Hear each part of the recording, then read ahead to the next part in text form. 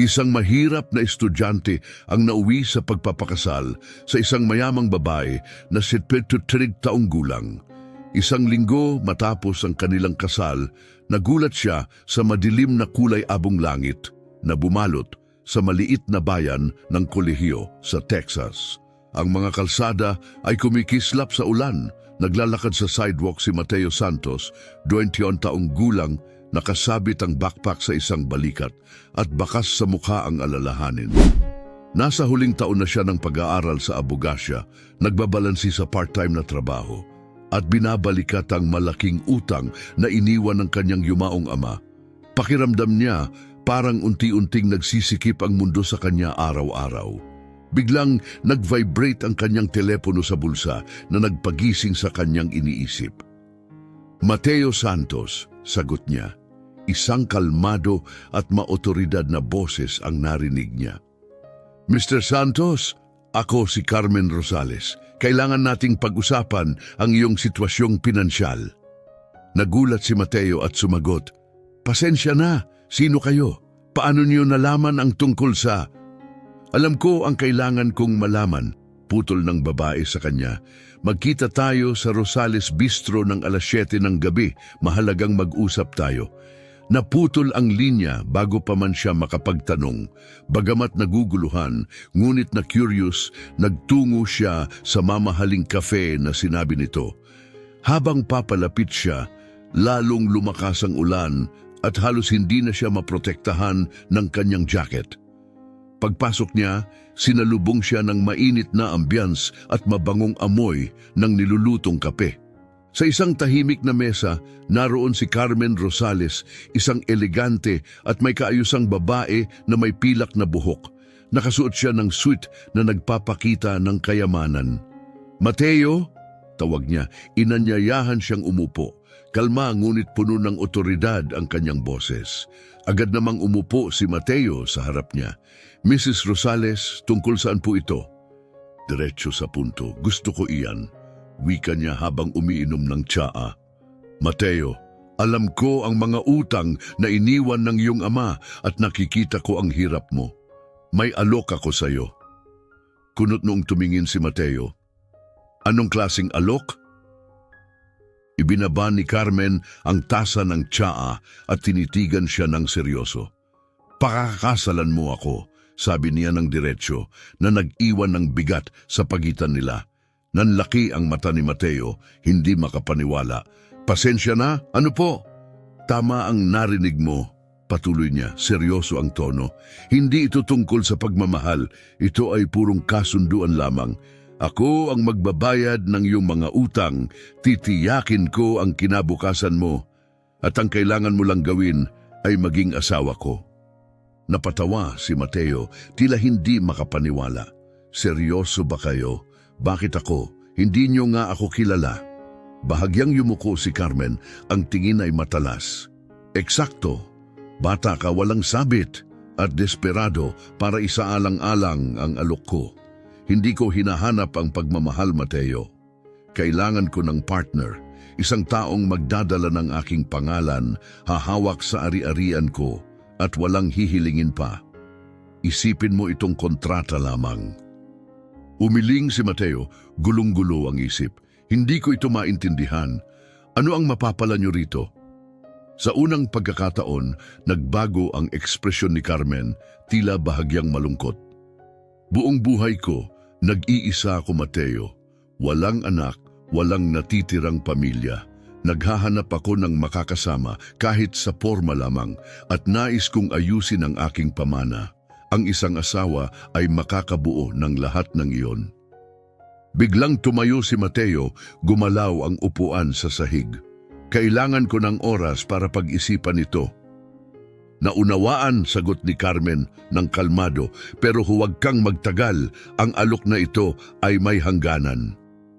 Habang pauwi si Mateo, basang-basa siya ng ulan, nanatili sa isang estado ng pagkagulat. Kinagabihan, ikinuwento niya ang sitwasyon sa kanyang ina habang sila'y nasa lamesa sa kusina. Bakas sa mukha ng kanyang ina ang pag-aalala. ang bigat ng gasto sa kanyang gamutan at ang nalalapit na pagpasok ng kanyang kapatid sa kolehiyo ay pabigat sa kanilang pamilya. Mateo, mahinang bulong ng kanyang ina matapos marinig ang alok ni Carmen. Parang hindi ka pani-paniwala, pero kung nagbibigay siya ng tulong, baka dapat mo itong pag-isipan. Napatingin si Mateo sa kanyang mga kamay, nahihirapang balansehin ang kanyang pagmamalaki at ang kanilang sitwasyon.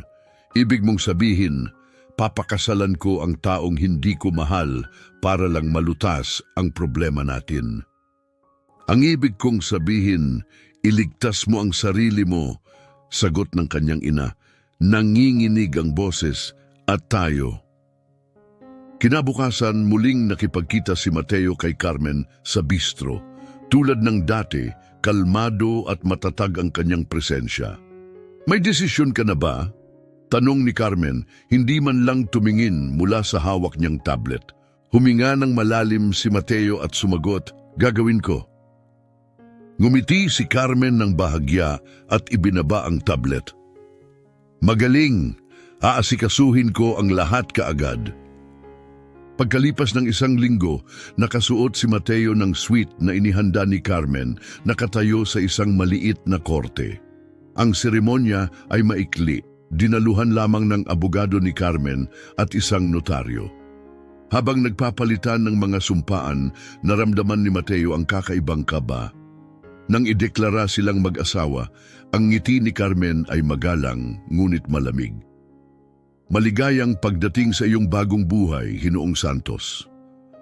Habang lumalabas ng korte sa ilalim ng mahinang ambon, napansin ni Mateo ang kanyang refleksyon sa isang puddle. Naisip niya kung nailigtas ba niya ang kanyang pamilya o isinuko ang kanyang dignidad. Pagdating niya sa mansyon ni Carmen Rosales, nabighani siya sa ingranding mansyon. Para itong museo dahil sa mga granding haligi at perpektong bato, ngunit tila malungkot at walang buhay ang mga bintana.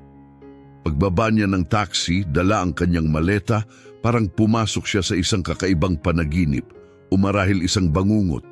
Sinalubong siya ni Carmen sa foyer.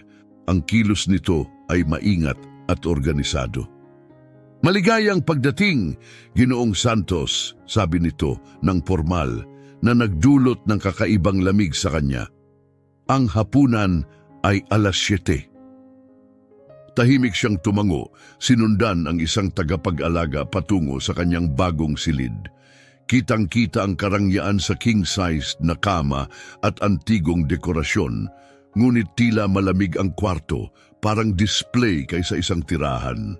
Kinagabihan, sa hapunan, si Mateo ay nakaupo sa isang dulo ng mahabang mesa habang si Carmen naman ay nasa kabilang dulo.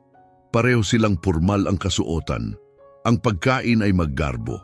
Inihain ng hindi nakikitang mga tauhan sa isang katahimikang parang umaalingaw-ngaw sa ingranding bulwagan. Sana'y nakakapag-adjust ka na, wika ni Carmen, habang maingat na hinihiwa ang kanyang filet mignon. Medyo iba, maingat na sagot ni Mateo. Napakalaki ng mansion, madali akong maligaw. Ngumiti si Carmen ng bahagya. Maaring masanay ka o baka hindi, pero nandito ka na kahit papaano. Naramdaman ni Mateo ang hapdi ng kanyang direktang sagot. Hindi mo pa masyadong naikukwento ang tungkol sa iyong napahinto siya, asawa. Tumigil si Carmen sa paghiwa ng kanyang pagkain, dahan-dahang pinunasan ng kanyang bibig gamit ang napkin bago sumagot. Nasa negosyo siya, tulad ng iyong ama. Nagkita sila ng ilang beses. Ang kanyang boses ay nagkaroon ng mas madilim na tono. Hindi lahat ng pagkikita ay nagtatapos ng maganda. Bumilis ang tibok ng puso ni Mateo. Anong ibig mong sabihin diyan? Tinitigan siya ni Carmen ng matalas. May mga hindi nalulutas na isyu na minsang nagtatagal.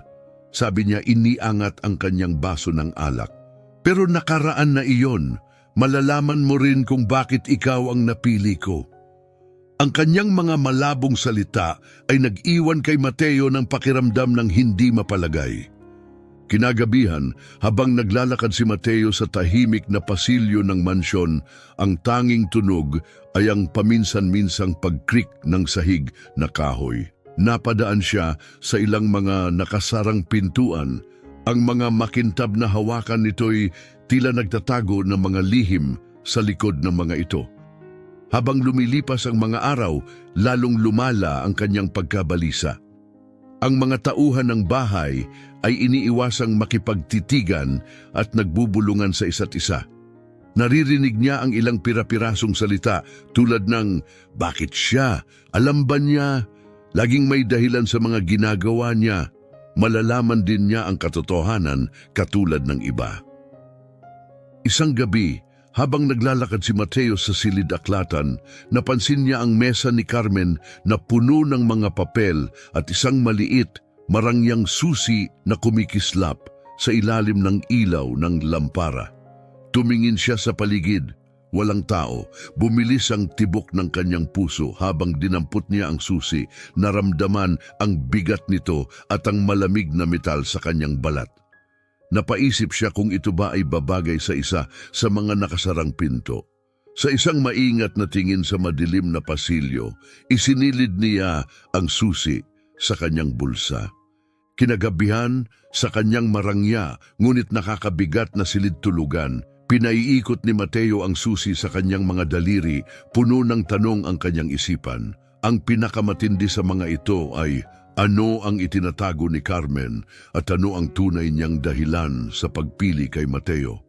Pinangunahan ng halo ng takot at pagkamausisa, dahan-dahang naglakad si Mateo sa pasilyo ng gabing iyon. Ang susi sa kanyang bulsa ay parang mabigat na paalala ng mga nakakubling lihim. Bumilis ang tibok ng kanyang puso nang marating niya ang isang pintuan na kanyang napansin noong una. Ang detalyadong hawakan nito ay bahagyang naiilawan ng liwanag ng buwan. Luminga siya pabalik bago paikutin ng susi.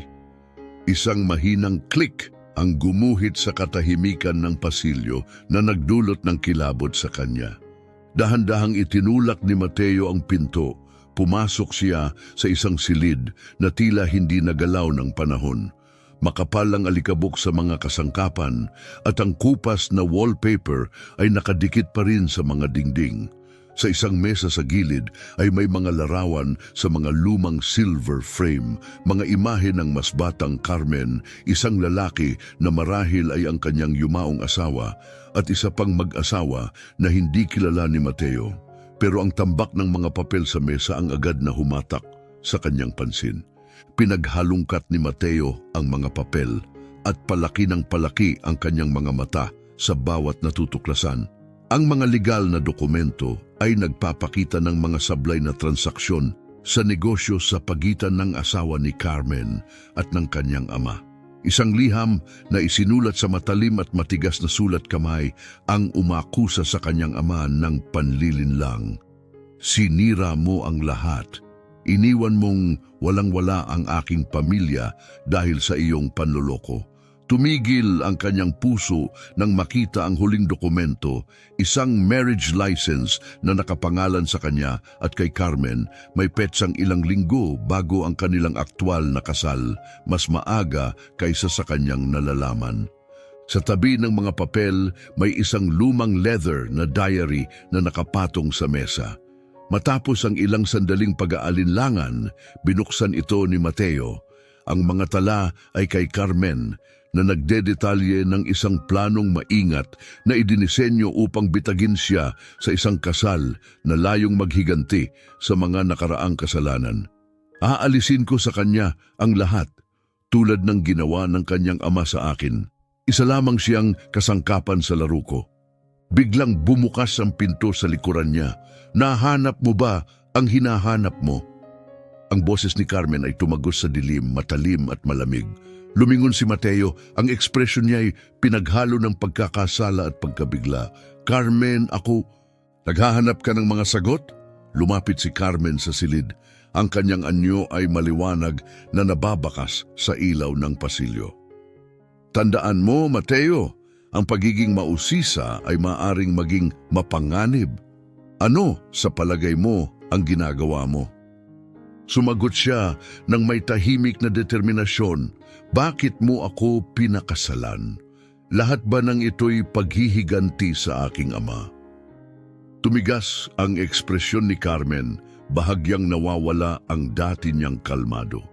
Hindi ka narito para magtanong, Mateo. Gawin mo ang inuutos at matatapos mo ang kasal na ito ng mas maayos kaysa sa pinagsimulan mo. Hindi ba sapat yun? Napalakas ang kapit ni Mateo sa kanyang mga kamao. Tumataas ang galit. Tama na, niloko mo at minanipula ako. Hindi ito kasal, ito'y isang bitag. Isang malamig, bahagyang ngiti ang sumilay sa labi ni Carmen, ngunit hindi umabot sa kanyang mga mata. Bitag, sabi mo. Baka dapat naging mas maingat ka bago pumirma ng kahit anong dokumento. Bahagyang lumapit siya, ang boses niya ay puno ng pang-uuyam. Akala mo matalino ka, Mateo, pero tulad ka rin ng iyong ama. Hindi namamalaya ng pinsalang dinadala mo hanggang huli na ang lahat. Matalim na tumingin si Mateo sa kanya, ramdam ang bigat ng pagkakakilanlan ng kanyang ama. Kung labis mo siyang kinamuhian, bakit mo piniling ipaghiganti ito sa akin? Wala akong kinalaman sa ginawa niya laban sa iyong pamilya. Tinitigan siya ni Carmen ng matagal. Ang katahimikan sa pagitan nila'y tila nagiging mas mabigat. Sa huli, tumalikod siya. Hindi mo alam kung saan ka napasok, Mateo. Huwag kang makialam sa mga bagay na hindi mo naiintindihan. Sa kanyang pag-alis, nag-echo ang tunog ng kanyang mga hakbang sa kahabaan ng pasilyo. Paglaon, habang nakahiga sa kanyang marangyang ngunit nakakapasong kama, na natiling gising si Mateo, ang kanyang isipan ay gulo-gulo. Ang mga sinabi ni Carmen ay bumabagabag sa kanya, ngunit mas lalong kinukulit siya ng mga dokumento at tala sa diary. Bakit siya umabot sa ganitong haba?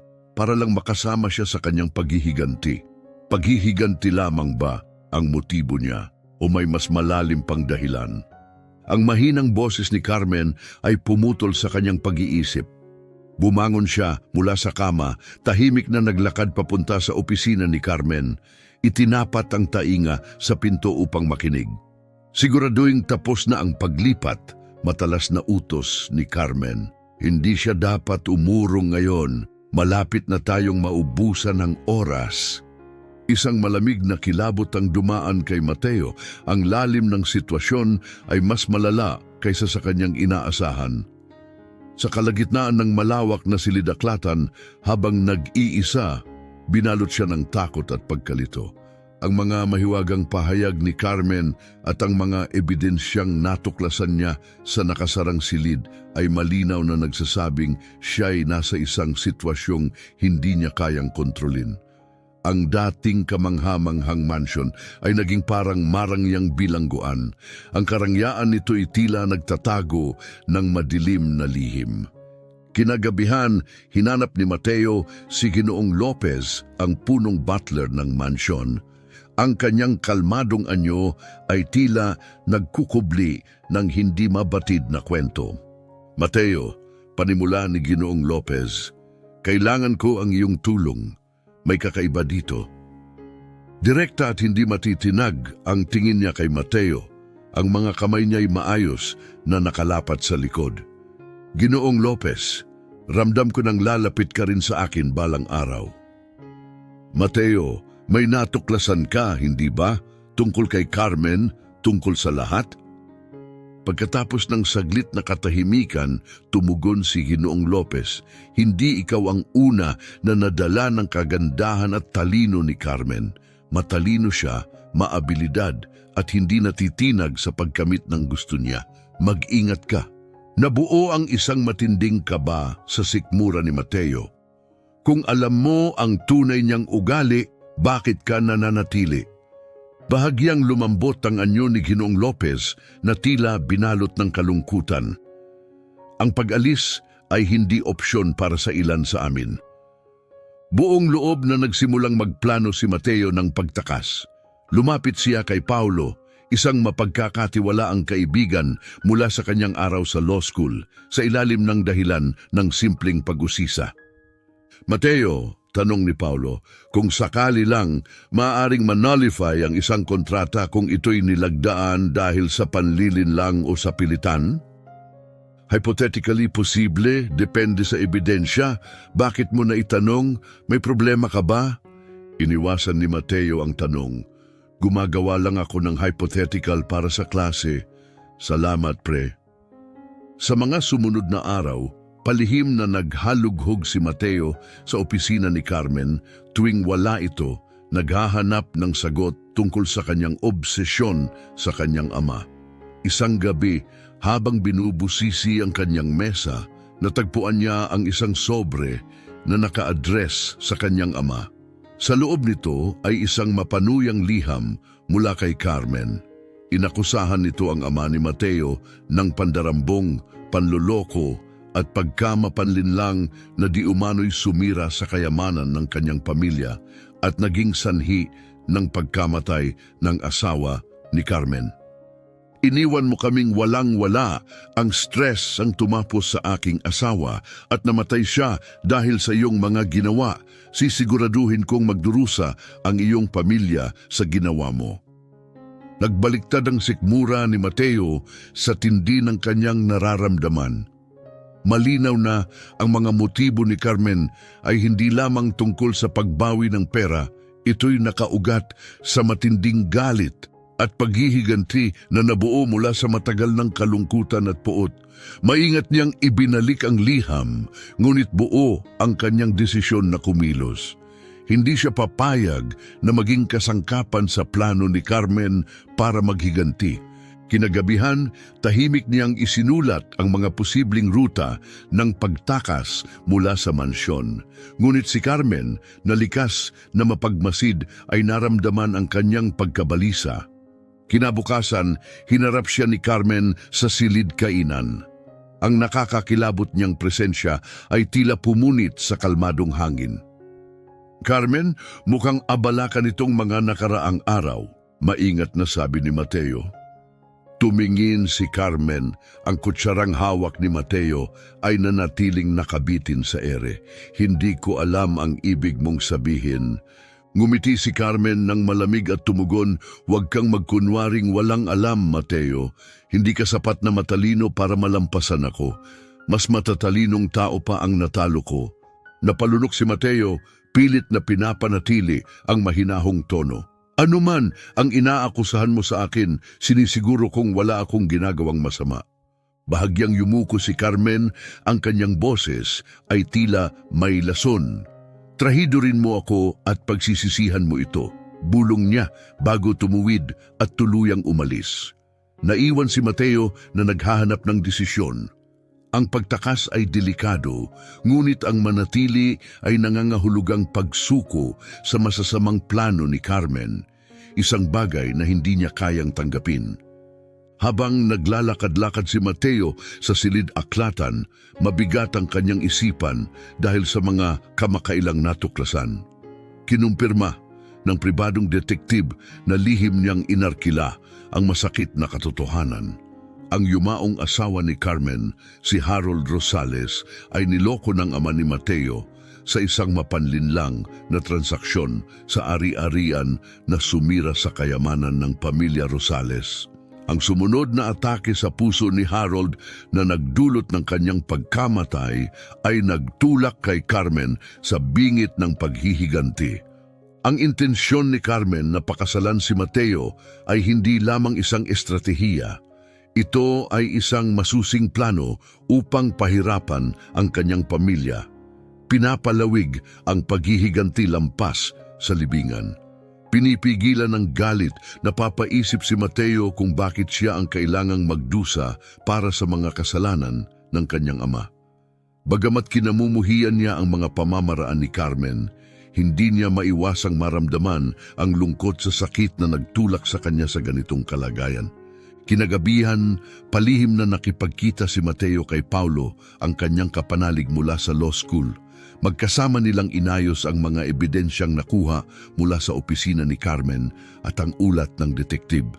Nahanap nila ang mga pruweba ng mga kasalukuyang kaduda-dudang negosyo ni Carmen, mga ilegal na alyansa at mga pekeng pahayag sa pananalapi na layong ibalik ang kanyang yaman sa mapanlinlang na paraan. Paolo, sapat na ito para pabagsakin siya, pero mag-ingat ka. Kapag nagduda siyang alam mo na ang lahat, maaaring maging hindi siya mapigilan. Matatag ang ekspresyon ni Mateo. Sobra na ang pinsalang dulot niya. Panahon na para itigil ito. Kinabukasan, nakaupo si Mateo sa malawak na sala. Ang mahahalagang ebidensya ay nakatago sa kanyang bag.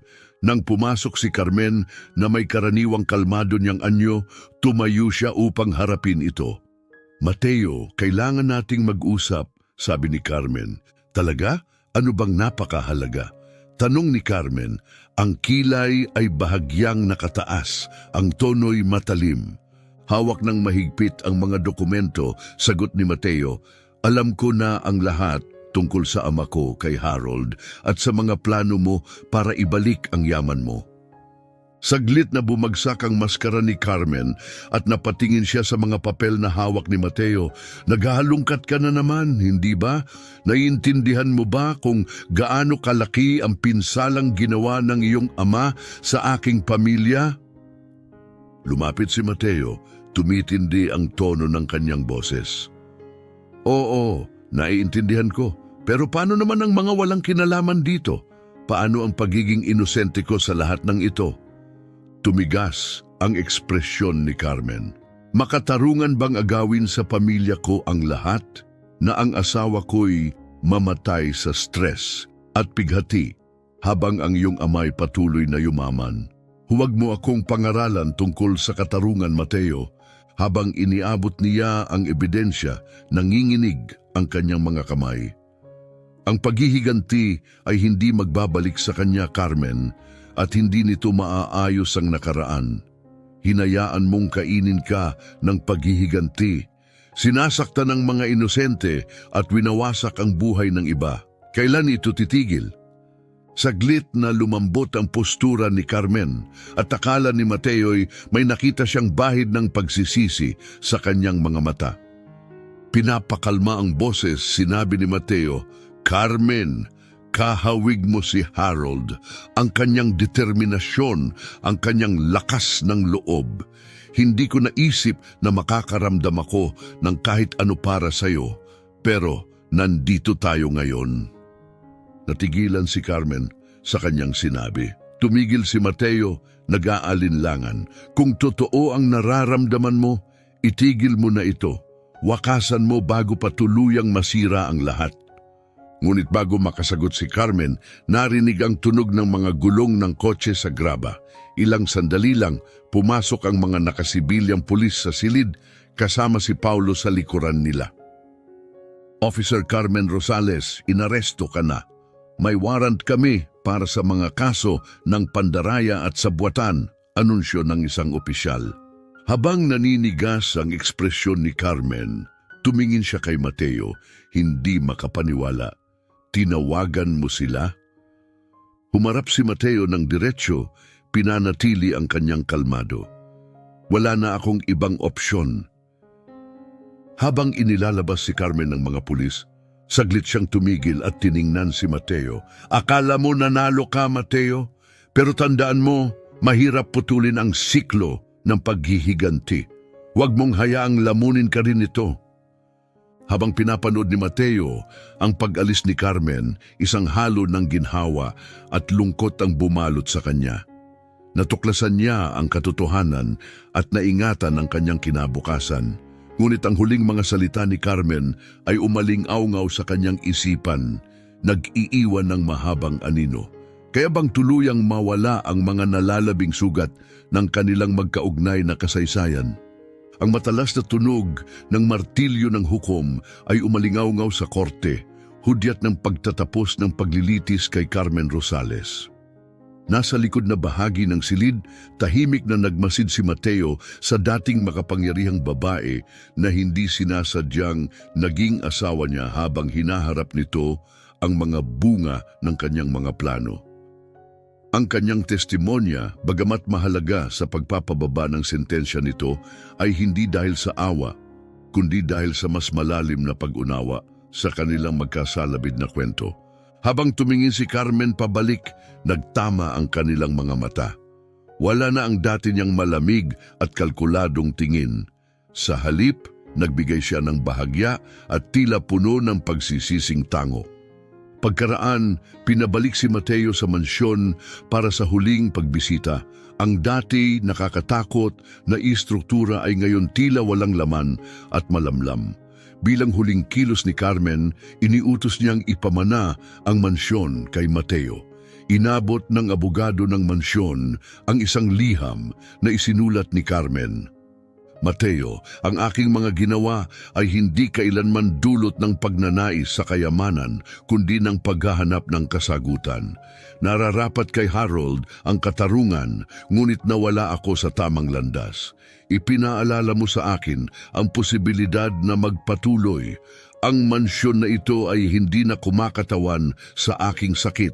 Ito ay may potensyal para sa bagong simula. Pinagkakatiwala ko ito sa iyo. Naramdaman ni Mateo na likas lamang na ibenta ang mansyon. Ito ang naging kulungan para sa kanya at kay Carmen. Ang kita mula sa bentahan ay binayaran ang mga utang ng kanyang pamilya. Pinalaya ang kanyang ina mula sa mahabang anino ng mga pagkakamali ng kanyang ama. Gamit ang natirang pera, itinatag ni Mateo ang isang scholarship sa alaala ni Harold Rosales bilang pagkilala sa biktimang hindi sinasadyang nadamay sa gulo ng kanilang pamilya. Ang pagbabalik ni Mateo sa law school ay nagdala ng bagong sigla. Sa bagong layunin, itinuon niya ang kanyang kaalaman sa batas upang tulungan ang mga napagkaitan ng hustisya, tulad ng naranasan ni Carmen noon. Isang araw ng taglagas, nakatanggap siya ng bagong liham mula kay Carmen. Ang pamilyar na sulat kamay agad niyang nakilala. Nakaupo sa isang bench sa campus, binuksan ni Mateo ang liham. Mateo, ipinakita ng pagninilay na ang paghihiganti ko ay naging isang personal na bilangguan. Ang iyong di inaasahang kabutihan sa kabila ng aking mga pagkakamali ay nagbigay sa akin ng aral. Ang pagpapatawad ay isang anyo ng lakas, hindi kahinaan. Salamat sa iyong pag-angat sa kalupitan ng mundo at sa pagpapakita ng kapangyarihan na putulin ang mga siklo ng ating mga minana. Naway matagpuan mo ang kaligayahang hindi ko natagpuan. Habang iniintindi ang kanyang mga salita, maingat na tiniklop ni Mateo ang liham at inilagay ito sa kanyang bulsa, taglay ang bagong kapanatagan. Isang taon matapos ang pag-aresto kay Carmen sa isang simpleng seremonya para sa mga benepisyaryo ng scholarship, nakatayo si Mateo sa harap ng isang plake na nagpaparangal sa Harold Rosales Scholarship Fund for Second Chances. Sa kanyang talumpati, ang kanyang boses ay puno ng sinseridad. Ang pondo na ito ay higit pa sa simpleng tulong pinansyal. Ito'y pagbibigay ng oportunidad sa mga maaaring hindi napapansin, ginagawang inspirasyon ang mga hamon bilang susi sa paglago. Pagkatapos ng seremonya, saglit siyang tumigil ng mag-isa, iniisip ang magulong mga pangyayari ng nakaraang taon. Lubos na nabago ang kanyang buhay, ngunit naramdaman niya na sa wakas ay nasa tamang direksyon na siya. Umalis si Mateo sa seremonya na may bahagyang ngiti. Tumingala sa malinis na kalangitan at damang-dama ang ginhawang dulot ng pagtalikod sa mga bigat ng nakaraan. Sa kanyang bulsa, ang liham ni Carmen ay nanatiling tahimik na paalala ng mahahalagang aral na natutunan nila tungkol sa pagtubos, hustisya at ang kapangyarihan ng pagpapatawad na kayang baguhin ang buhay. Salamat sa pagsama sa amin sa makabuluhang paglalakbay ng katatagan, pagtubos at pagpapatawad.